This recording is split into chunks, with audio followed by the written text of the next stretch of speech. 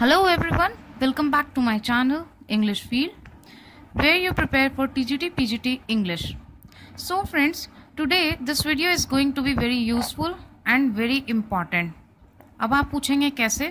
It's because criticism of Shakespeare, इससे हमेशा इस टॉपिक से क्वेश्चंस आते हैं और जिनके आंसर्स में आप अक्सर कंफ्यूज हो जाते हो और कौन से इम्पॉर्टेंट क्रिटिसिज्म है ये आपको पता होना बहुत ही ज़्यादा ज़रूरी है।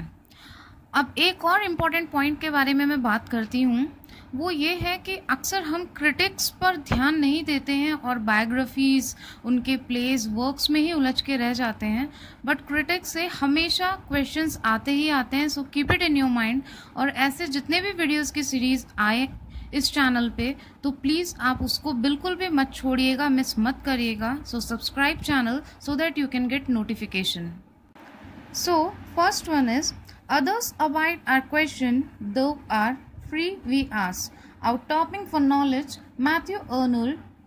ये जो है ये किसने कहा है? नॉलेज तक है और ये किसने कहा है? मैथ्यू अर्नल्ड ने अपने सोनेट में बोला है, ऑन सोनेट शेक्सपियर। तो आपको ऑप्शन में ऐसे ही आ जाएगा और उन्होंने जो कहा है वो इन्वर्टेड कॉमास में आएगा। सॉरी, अभी ये इन्वर्टेड कॉमास में नहीं है, सो आप हो सकता है थोड़ा कंफ्यूज हो जाओ, तो कंफ्यूज मत होइएगा। Others abide our question thou art free we ask, out-topping knowledge, ये किसने कहा है? ये बोला है मैथ्यू अर्नल्ड ने अपने सोनेट में, on sonnet Shakespeare. Now see the next one, the greatest genius that perhaps human nature has yet produced, admired minded Shakespeare. ये किसने कहा है? ये बोला है सेंट कॉलरिज ने। Now third one, I have a smack of Hamlet myself, if I may so. ये बोला है कॉलरिज ने और ये बहुत ही इम्पॉर्टेंट है, प्लस सेकंड वाला भी इम्पॉर्टेंट है। तो ये आपको ध्यान में रखना है कि किसने बोला है, किसके लिए बोला है। ऐसे भी आ सकता है for whom it is said, तो आपको बताना है this is for Shakespeare. And by whom और सेइंग दे दी जाती है तो आपको बताना है this is by Saint Coleridge. Next, Shakespeare has no heroines. Shakespeare has no heroes, only heroines. तो ये जॉन रस्किन ने बोला है and this is very important. ये एग्जाम में आ भी चुका है। लास्ट ईयर जितने भी क्वेश्चंस आ चुके हैं या फिर अराउंड 10 ईयर्स में इंपॉर्टेंट क्वेश्चंस के कलेक्शन, वो सीरीज भी आपको यहाँ पे मिल जाएगी, so please check out. Next, Shakespeare is called mellifluous author. Mellifluous means मधुर। तो ये बोला है थॉमस हेवुड ने। थॉमस हेवुड ने शेक्सपियर को मेटिफुलस ऑथर बोल के कमेंट किया। Now the next one, he was the man of all modernity and perhaps ancient poet had the largest and most comprehensive soul. ये बोला है जॉन ड्राइडन ने।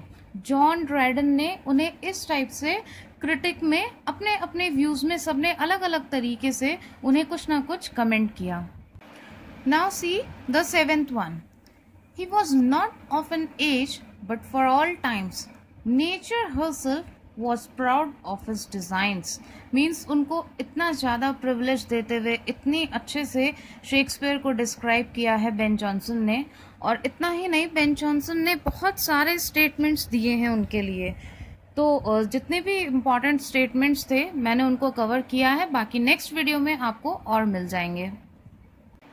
So, he said he was not of an age, but for all times, nature herself was proud of his designs, said by Ben Jonson. Now next, Bard of Avon, Sweet Swan of Avon.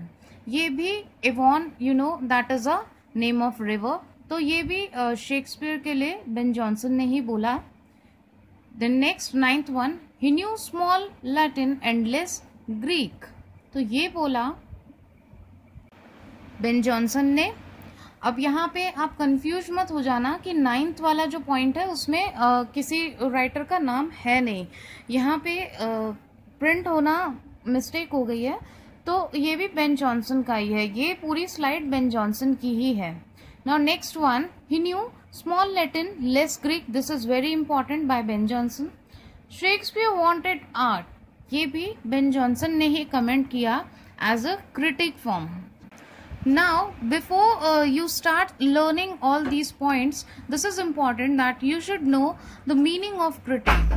The general criticism of Shakespeare, I said, and this is most important topic. So you should know what is the meaning of critique. Critique means किसी भी writer ने, किसी भी author ने Shakespeare के works को जो analyse किया, उन्होंने अपने पॉइंट ऑफ व्यू को जो प्रेजेंट किया, कुछ अच्छा, कुछ बुरा, या फिर कुछ बहुत हायर उनके बारे में कहा.